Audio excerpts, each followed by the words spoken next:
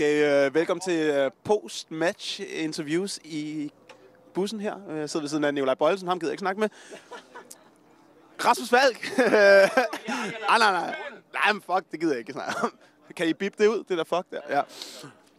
Rasmus Falk, dit første mesterskab, hvordan føles det? Jamen, det er rigtig dejligt. Tak for det, alle sammen. Kan du lige vise, hvad du har på i dag? Den der skinne der, kan vi se der? Ja, det er ingen skin, det er gips. Må vi lige se til? Nej, det er gipsen. Kæft, det er fedt. Ej, okay, kan vi lige se, hvad har du på ellers? Det er et par common projects, kan jeg se. Ja. Mhm. Hvad mærker det? Okay, dyrt. Ja. Ja.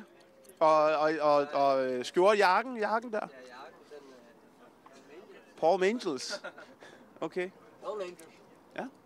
Nå, men udover det, kan du, Rasmus, kan du forklare lidt om, hvordan det føles at have vundet det første mesterskab? Lidt mere detaljer end før. Jeg vil sige det sådan, jeg sad og så kampen, og jeg har aldrig været så glad for et mål. Tak, Cornelius, hvor jeg ikke selv var med i kampen. Det var en fornøjelse, tak for det.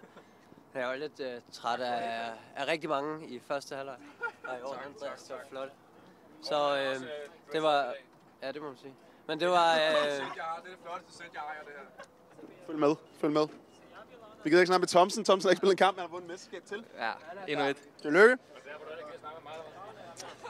Han sidder på bænken, Steff. Hold kæft. Hey. We have to get the brother off the phone. He can wait until he wins the championship next week or 2 weeks or something. So, Uros, half a year, not even half a year, 4 months, and already champion. First trophy with the club. Tell us how you feel. Very because the amazing atmosphere, amazing players group. So I'm really happy to come here, and of course, so good feeling to win a championship. Okay, so can you tell us a little bit about the brotherhood you have here with the Balkan Mafia? Tell us a little bit about no, not immigrants, just you three guys. Just and Jan. Jan is also in this group. This part of the bus is so dangerous, my friend. This is ghetto. So if you want to come, you need passport, my friend. Visa, like Dubai.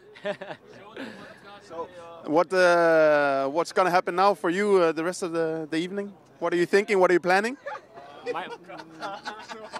My plan is to enjoy with the guys, and I hope we will have a nice evening together. Andrea Pavlovic, this is your first championship. I think also your first trophy. How does it feel? How are you feeling right now? Yeah, it's amazing. It's not my first trophy. I had one, small cup. It doesn't count. It doesn't count. It doesn't count. Why, you think you're better than us or what? It doesn't count. No, it's amazing, of course.